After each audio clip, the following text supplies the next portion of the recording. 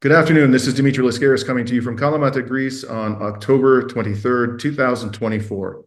I'm pleased to be joined by geopolitical analyst extraordinaire Laith Marouf from Beirut, Lebanon, one of the centers of the storm currently raging in West Asia. Thank you so much, Laith, for joining me, particularly in these dangerous times. Great to be with you, Dimitri. So, Laith, we saw each other in Beirut approximately, I guess it was 10 days ago. It seems like an eternity because events move so quickly. I want to talk to you about the things that have transpired, the horrifying attacks of the Zionist entity upon the civilian population of Lebanon. But before we get there, there's something happening right now which is of potentially tremendous historical importance, and that is the BRICS summit. And the only thing I really want to say about that, I'm certainly, if you want to say something about the relevance of that summit to what is happening in West Asia, by all means. But I just wanted to throw by you a thought that I had before we started talking today. And that is that it seems to me that if the Israelis are going to strike back at Iran, by the way, I interviewed Ray McGovern, former CIA analyst, several days ago, and we talked about this. And he said, I'm an outlier on this, but I think that actually Iran has caused real concern to the military establishment of Israel. And I'm not sure that they will retaliate, at least not in a way that will provoke the Iranians. But I thought that if, in fact, they do retaliate, what better time for them to do it during the BRICS summit? Not just because Iran is there, but because this would really distract the public's attention away from the increasing power and influence of this enormous economic bloc, now representing a much larger proportion of global GDP than the G7, representing a majority of the global population. And this is after all the efforts to isolate Russia and Iran, and to a degree, China. Do you think there's a real prospect of the Zionist entity doing something as crazy as that? Well, it is possible. I mean, it is a tool, a bludgeoning tool of imperialism. That's what the Zionist colony is. But at the same time, you think about it, they have bigger problems to deal with and more urgent aims to deliver on for the Western empire. And as we see, it's going to happen, the attack on Iran, but it has to be more relevant in its date and time to the American election. So Netanyahu wouldn't want to use the attack on Iran as something that is affecting directly the BRICS as primary target, but he would want to make sure that it has the maximum effect on the elections in the US. Therefore, I think it's, probably going to be much closer to the American elections than it is to the BRICS meeting. Well, this brings me to a recent purported intelligence leak, two documents that certainly had the look and feel of top secret military analyses of the United States government. I believe they were leaked to the Middle East Spectator. And I took a good look at them. I heard Scott Ritter talk about them, and he said, he conceded he couldn't say for certain that they were real, but he said they certainly look like real intelligence documents. And these documents, assuming that they're authentic, I think prove quite clearly that the American government is watching Israel's preparations for an attack on Iran quite closely, using certainly its most sophisticated satellite technology and perhaps other intelligence sources. First of all, and let's acknowledge that neither of us is an expert in these sorts of documents, top secret surveillance documents. But what is your view about this? Are these things authentic? Do they seem to be real? What do they tell us about what the US government is up to and Israel is up to? And going back to your last point, Is it possible, assuming these documents are real, that they were leaked at this time because the Biden administration is worried that Netanyahu is going to pull the trigger before the election, and they want to mess things up so that Netanyahu is forced to rearrange his ducks, get them back in a row again, and then launch the attack after the election? Well, as you said, we can't really prove if this is real or not, even, more so given that we live now in the age of deep fakes and AI and all that. But at the same time, we look at how the Western media has been dealing with this leak, and the Israeli media, they are claiming that it is actually a real leak.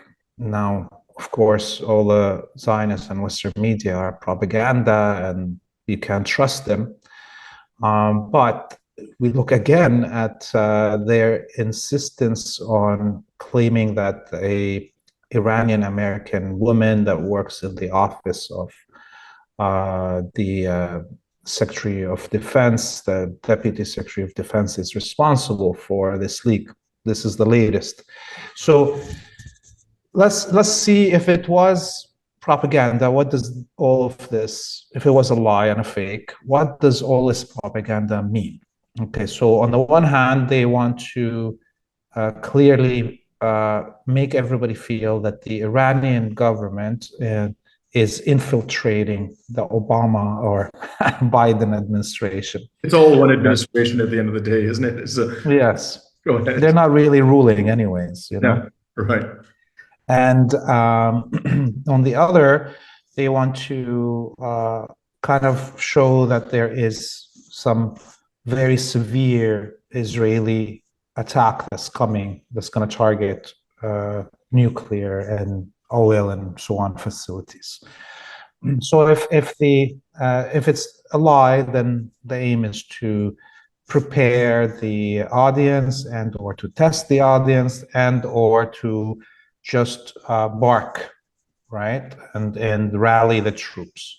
If it's true that this is a leak and these papers are not fakes, then again we see that that this means that the empire and the colony are not as strong as they are claiming to be, as not as omnipotent, not as all-seeing, and unbreachable, right? And so in either case, it is a signal of weakness. In either cases, whether it was fake or true leak, it's a signal of weakness of the empire and is the Zionist colony itself. And that's, I think, the best way we can deal with it. Mm-hmm. And you notice, I'm sure, Laith, that one of those documents said, slightly paraphrasing, we saw no indication that Israel is preparing to launch a nuclear strike on Iran, which is an acknowledgement that Israel has nukes. So I don't think the US government has ever formally acknowledged that. But what is interesting about it is that if it's a real document, it suggests to me that the administration is actually concerned that Israel might nuke Iran. It has tasked its intelligence services with looking out for any indication that it's going to do that. What's your take on that? Well, look, the American CIA and the American military are both in bed and embedded within the Israeli military and security establishments. So I doubt that there's anything that Israel does that needs monitoring, or Americans don't really know about it. So you see, like, this is why it's more likely that this is a fake leak, okay? Because even, claiming that they're worried or whatever, this is all not true. They want Israel to do everything it can to destroy as many of the enemies of the US, and the US can say it's not me that did it, okay? And they want them to commit genocide, and the US to say, oh, it's not me, it's the Israelis that are doing it. Clearly, it's the Americans that are committing the genocide. Clearly, the US is responsible for the assassinations of leaders that we saw over the last couple of years, starting from Soleimani till now, and every genocide in between that also. So, no, I don't. I also want to say that maybe that specific paragraph was on purpose put there to kind of belittle the threat of attacks on Iranian nuclear facilities. They're saying we don't see Israel going to use nuclear weapon, but they're not saying that Israel is not going to attack nuclear facilities. It's just the same. So it's just turning people's eyes towards a specific paragraph to distract from something else. Mm-hmm. Well, let's talk about attacks on Israel. Something fascinating. I never thought I'd live to see the day when a resistance group succeeded in striking the home of Israel's psychopathic prime minister, Benjamin Netanyahu. This is a villa in a place, I may be mispronouncing it, I think it's a coastal town in northern occupied Palestine, which the Israelis refer to as Caesarea, if I got that correct. And the Times of Israel describes this as an upscale neighborhood with swanky villas and a Roman amphitheater. And when the attack happened, the first I learned of it was a post from the Islamic resistance in Lebanon on Telegram, where they said straight up, we have attacked Netanyahu's house in this community and we hit it. And so I immediately went to the Israeli media, and what they were saying was the IDF, as they call it, the genocide forces, report that there is a drone entered the airspace of Caesarea and that it hit a structure. That's what they said. Now, I think we can agree, sensible people, that Netanyahu's residences are under 24-hour surveillance. After all, he is the leader of the country and the country is at war. So they knew immediately that the house had been struck. And I imagine they also had a discussion internally and said, it's going to be pretty hard for us to hide this one because after all, there are all kinds of affluent Israelis living in the neighborhood who saw the explosion at Netanyahu's house. But I thought it was interesting how they finally fessed up. Now they're coming out and they're saying they struck it. And there was even a photograph, which I'll share with people now, of the house of Netanyahu with some apparently bulletproof glass and an upper level that is damaged. And apparently that's where the drone struck. What are your thoughts about this attack? And in particular, please talk to us about the larger significance from a military and tactical perspective of what the resistance has accomplished here militarily. So number one, obviously, when the attack happened, the Israelis denied that it happened. Then they claimed that the drone fell in the pool, in the swimming pool. Then they, yes, yeah, they were just trying to like say anything for a few days. They were publishing one lie after another to undermine the achievement. And what I was, I read from different testimonies of different Israelis that live around Netanyahu's summer home, is that actually the drone hit the window of his bedroom and exploded inside the bedroom. So even this picture that we're being told is the picture of the window not being broken, it is a fake picture. Okay, so even that, this is how they will never tell you the full truth, right? They will try to undermine. Stopping a bullet is one thing, but it's hard to believe that the window stopped a damn drone. It flew all the way from Lebanon, but please continue. Yes, so it's unbelievable, right? Like this has to be like not regular, even bulletproof glass. This drone could go through the glass on a tank, a military tank. So it definitely will go through regular bulletproof glass. I'm sorry, you refer to glass, you mean armor, I take it. No, like sometimes I meant APC. There's sometimes these glass windows in APCs, and they are made to be bulletproof. And something like a drone traveling at a high speed with a huge explosive head will go through that bulletproof glass. It's not. Anyways, so truly, this is an achievement on many levels by Hezbollah. Number one, they knew where the house is. Number two, they knew where the bedroom is. Number three, they knew where the window of the bedroom is. Number four, this drone traveled all the way to the center of the Zionist colony and avoided and evaded all the air defenses, as well as air jets and helicopters that tried for a long time to chase it and shoot it down. And it became a mockery of the Zionist, military power. There was, even caricatures being drawn here of the drone sitting on the back of an Israeli helicopter that's searching for it, and it's just, sitting on the back side of the helicopter.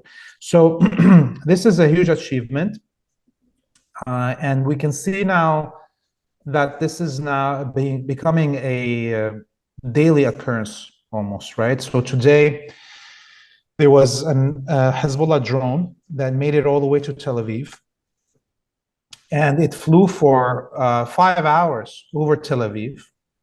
They had to shut down the whole airspace. All the Zionist colonists in Tel Aviv were in bunkers for 5 hours.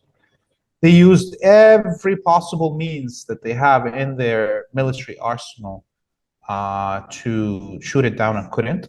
They even shut down all GPS in the greater Tel Aviv region to try to stop, supposedly, Hezbollah from being able to communicate with this drone. And Hezbollah still continued and actually hit the intended target. The drone eventually hit a target in a military base outside Tel Aviv. So you could see that the intention of Hezbollah sending that maybe was not the targeting of that base. Clearly, Hezbollah wanted to make the Zionist colonists feel the same terror that the Palestinian and here Lebanese citizens are feeling with these drones buzzing on top of us for the whole day. Without actually striking a civilian target.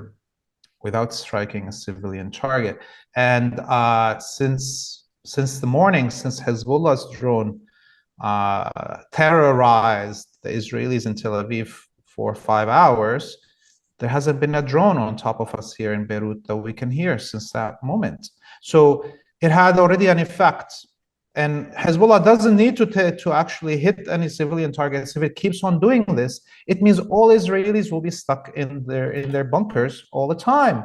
It's a collapse of the state of Israel just with the threat of a drone on top of Tel Aviv flying freely. It's funny you say that. It's very important you say that. Not really funny, but it's funny in the sense that I thought about something when I saw a report yesterday about 1 million Israelis. Like, this is Times of Israel again.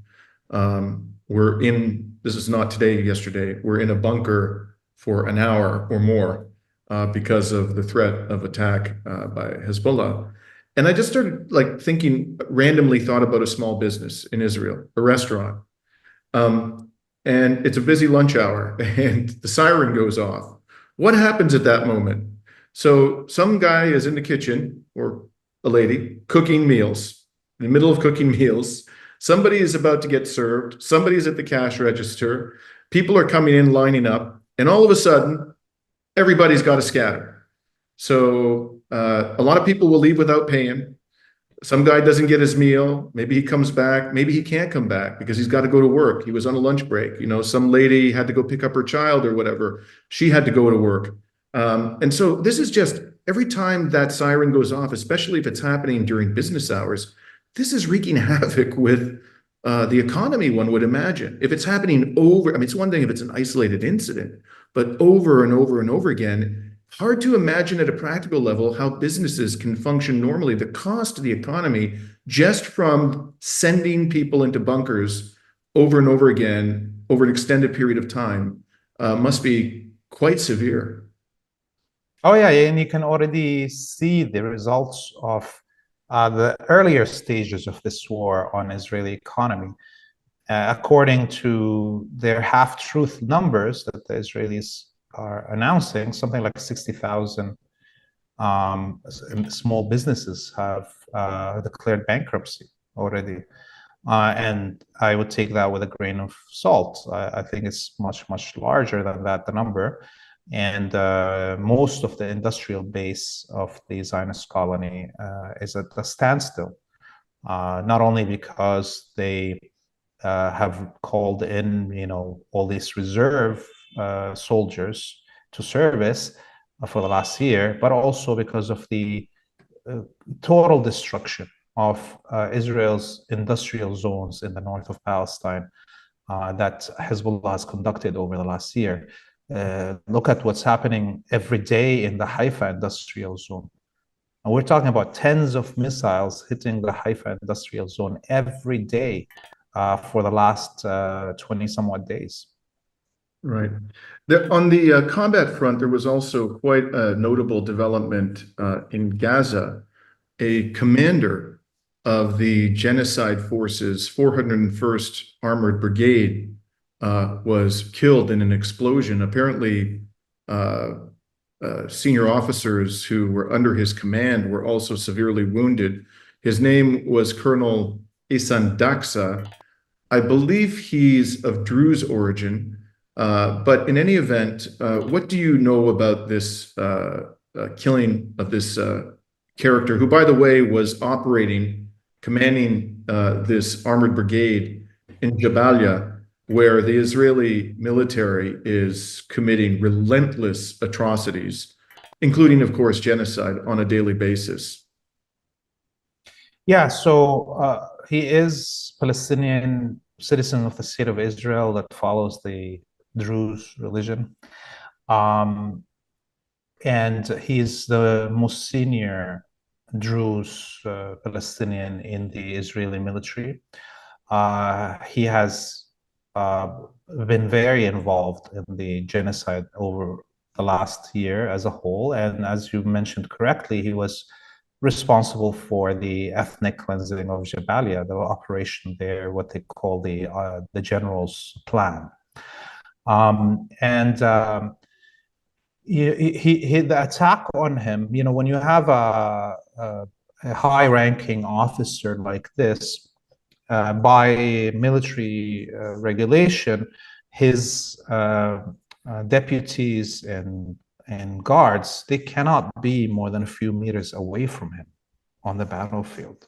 So when an explosive prepared by the resistance blew up right beside them, that means that the vast majority of those officers around him and the guards that are there to protect him are either also dead and or permanently disabled in ways that they can never fight again. So this is very significant. This is the highest ranking Israeli to be killed on the battlefield of Gaza. It also is very significant because it targets the collaborationists within the Druze Palestinian community inside the Zionist colony. And we see a lot of times that the Zionist military in Gaza specifically throws Druze and or Bedouin Palestinians on the front line and or in their infiltration attempts to, because their Arabic is in a Palestinian accent, and they can infiltrate things. So now the other Druze collaborators within the Israeli military are probably looking behind them all the time and thinking, well, if this general can or high-ranking officer can be liquidated as such, then am I next? And they should be worried about being next. So let's talk now about the horrors being inflicted upon Lebanon. As I mentioned at the top, I was in Beirut about 10 days ago, from October 12th to 14th to be exact. On the day that the day prior to my arrival, I believe it was you who told me this, Laith, which was certainly consistent with the reports I was seeing.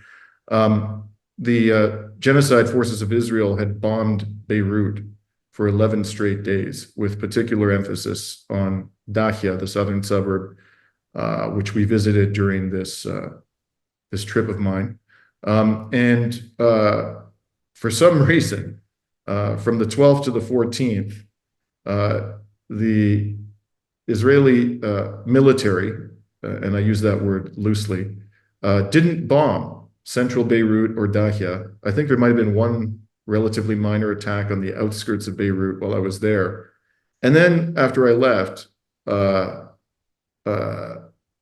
hell broke loose. The day I left, the Lebanese prime minister said, or it was the day after I left, so it would have been Tuesday, the 15th of October, that the US government officials had given him assurances that Israel was going to take it easy. Those weren't his exact words, but essentially that it was going to, restrain itself in future aspects of this war. And then they started bombing Dahia again. From what I've seen, the attacks have been quite severe, and they've been just putting extraordinary pain upon the communities of southern Lebanon.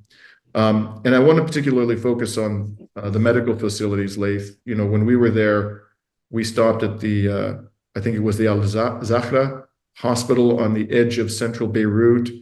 And we did a report from there about a residential building directly on the edge of the courtyard of that hospital that had been struck and had to be evacuated as a result.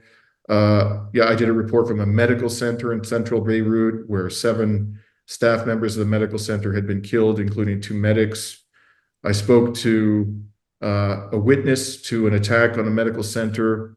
I interviewed him in the south of Lebanon, which had been demolished. And he said he went there, rushed to the scene, and with his hands was trying to dig bodies out of the rubble. And there were, of course, multiple reports of the killings of medics. And now, in addition to all of the mayhem and murder that the genocide forces of Israel have resumed inflicting upon Beirut, there's this brouhaha surrounding a major hospital facility. They first were saying, I think, that there was some kind of a command bunker or something on it. And then I saw a report that they're claiming that there's $500 million in cash and gold stored under this hospital. Please tell us just generally what has been happening in terms of the bombardment. What do they think are the most important things that have happened? And then if you could tell us about this hospital, what's that all about? Yeah, so they attacked just outside the Hariri Public Hospital in Jnah area. And this is the biggest public hospital in Lebanon. There's a kind of a shanty town just beside it where Sudanese, Ethiopian, Syria, and foreign workers and Syrian refugees reside. And they took down 6 buildings in this bombing. These are very flimsy buildings that are built very improperly in this shanty town. There is at least I think 18 people martyred. Parts of these buildings and what's around them also collapsed, and parts of all the rubble flew and hit the hospital. So it was clearly intended to threaten the hospital and its staff, and there was some staff that were injured. And then came, within a few hours, that threat against the Sahel hospital. It's a private hospital that is funded by the government and international agencies, and it's built in the 1970s. So the claim that there was bunkers under it, and then that there was Hezbollah gold under it, were immediately debunked by the administration of the hospital, who opened the doors to all international media. And I was part of the media that went there, and all the doors in all the basement levels were open. Anything you want, any cupboard, any bathroom, any storage area, everything was open to everybody. And not only we were toured, people were also let loose to go wherever they want to. But the hospital was emptied anyways of the patients and the staff, because, you know, our enemy is a vicious, bloodthirsty vampire that will attack a hospital with no excuse. So they did empty it. And then the Lebanese army moved in around it, I'm guessing because to position themselves just as human shields. And the Israelis didn't attack Al-Sahel hospital. Clearly, you know, if international media had access to hospitals in Gaza and the Israelis were not banning them, they would have been able to verify, just like they verified yesterday in Sahel hospital, that none of the Palestinian hospitals in Gaza have anything militarily built under them. And since they were humiliated, the Israelis, with this exposition of their lies on all the international media, they decided to attack a different hospital last night, the Bahamand hospital, hitting patients and workers in the staff in the hospital. So they continue to purposefully target the medical infrastructure of Lebanon, as they had done in Gaza, because the intention is genocide. What they have a problem with in terms of hospitals and medical workers is that they're saving lives. They want every injured Lebanese and Palestinian to be a potential martyr, potentially killed. They don't want anybody to be saved from their injuries. And they have a huge problem that actually Palestinian and Lebanese populations have one of the highest, if not the highest, percentage of doctors in terms of people having medical degrees in the world.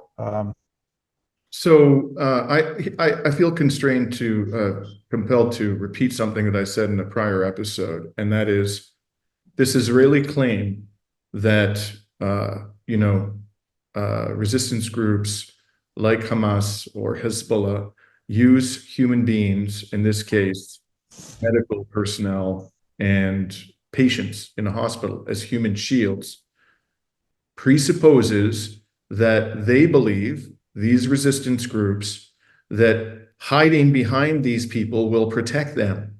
If they didn't think it would protect them, then why would they do it?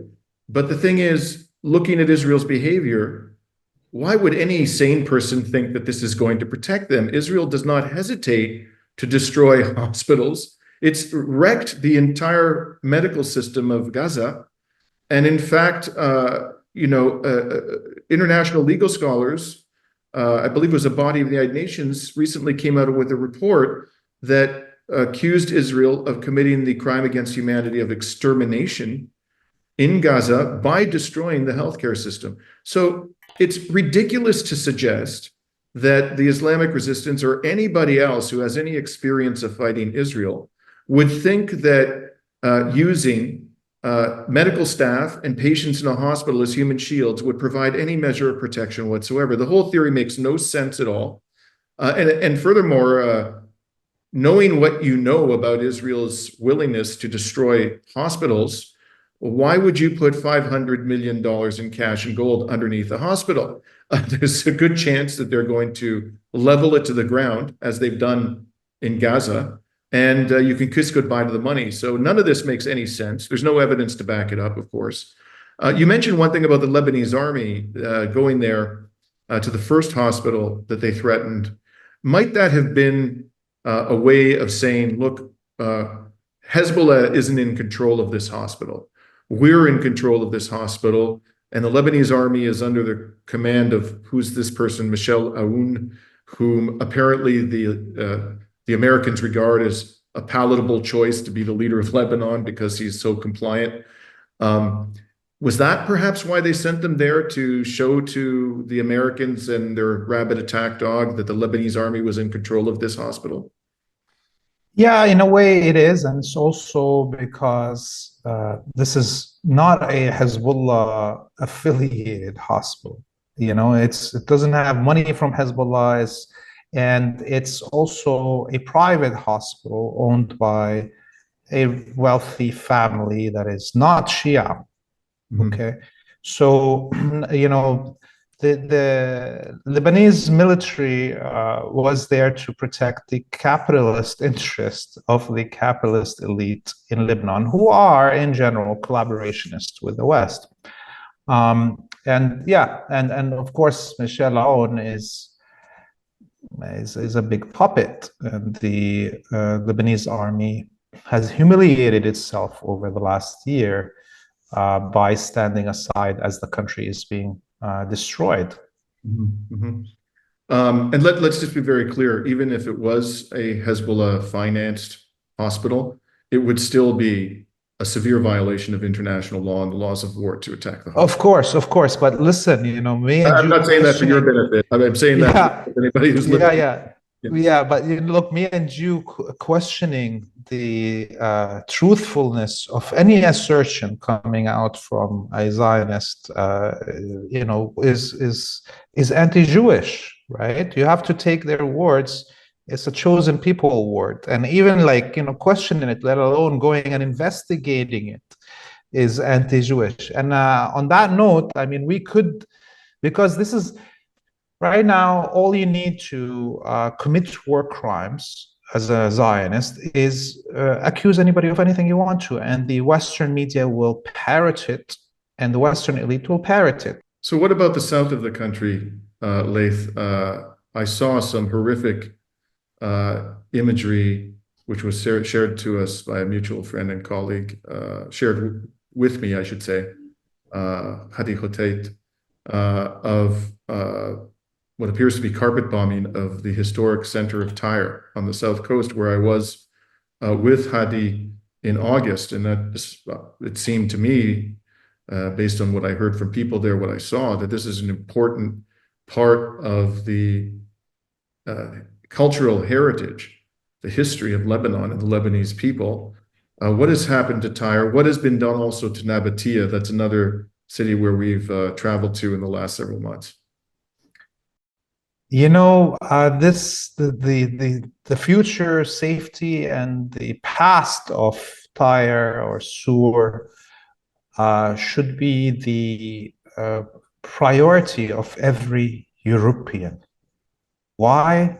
Because Tyre is the birthplace of the goddess Europa. Okay, it is her homeland. There would be no Europeans without the goddess Europa from Tyre.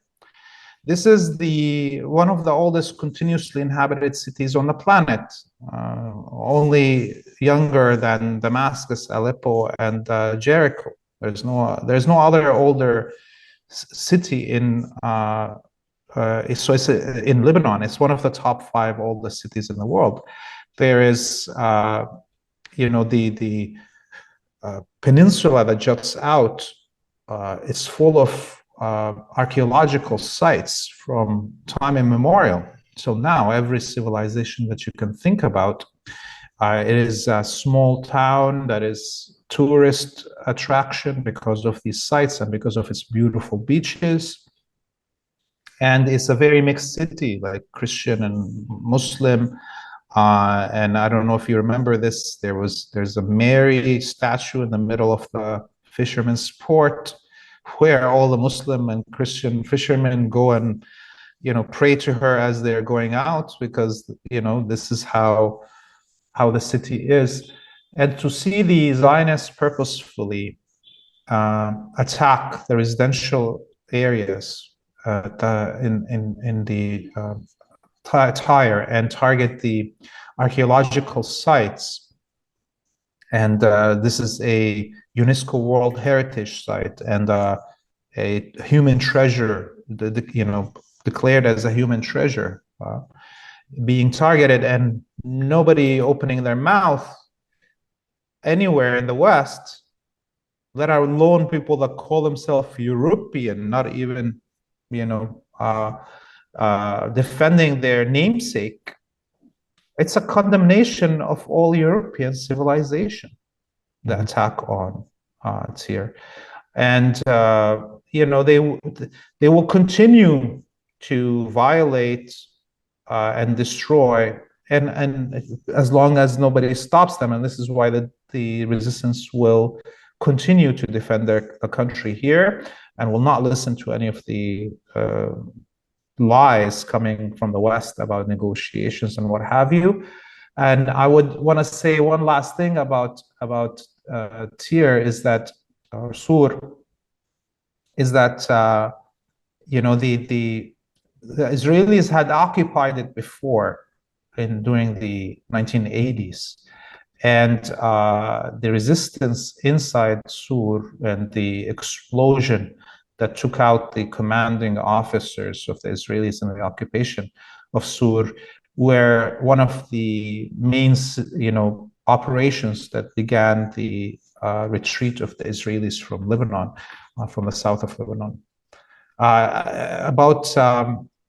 You asked about not Bint Jbeil, you asked about Nabateeya.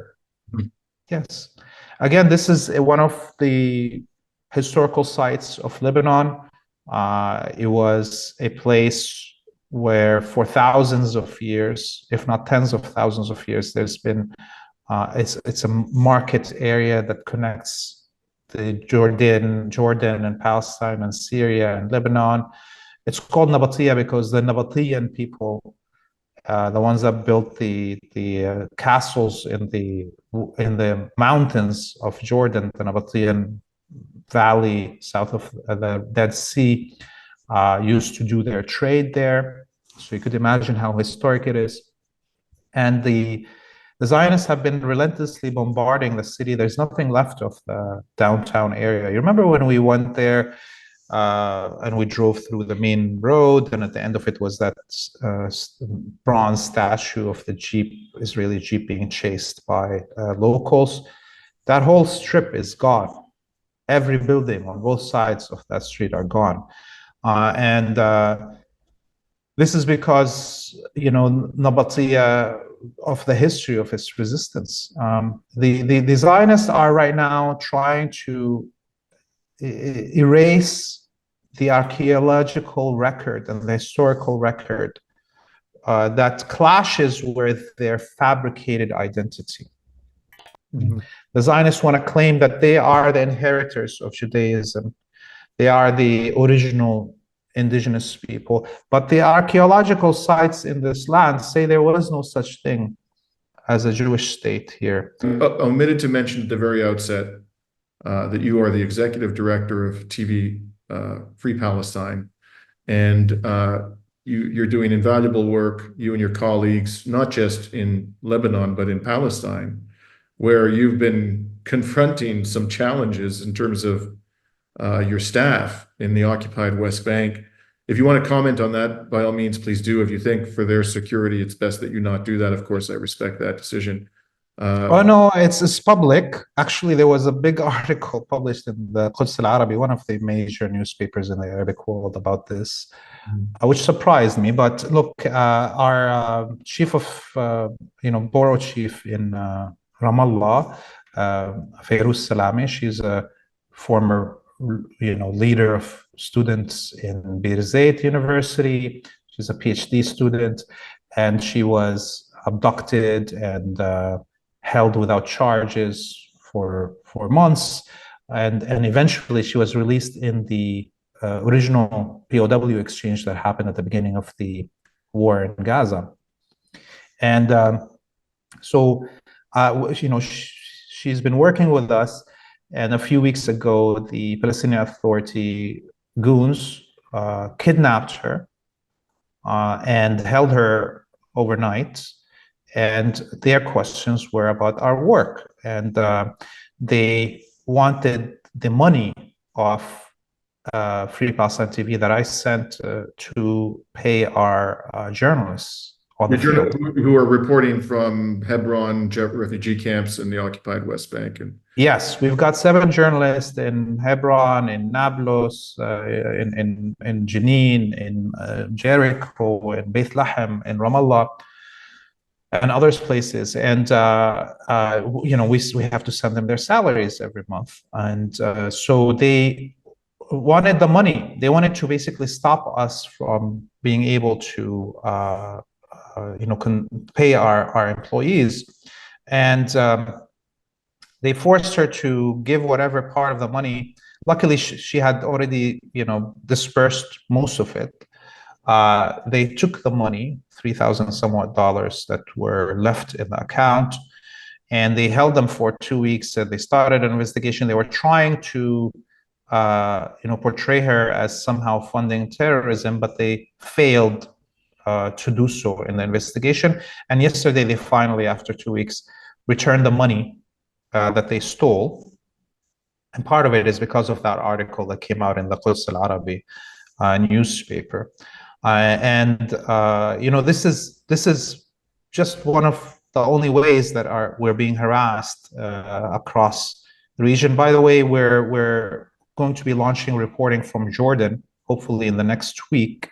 We will be getting people reports of what's happening in Jordan, and that's a total blackout of media in terms of English content about that. So I hope we can, highlight more of the noble activities of the Jordanian people against the genocide in Gaza.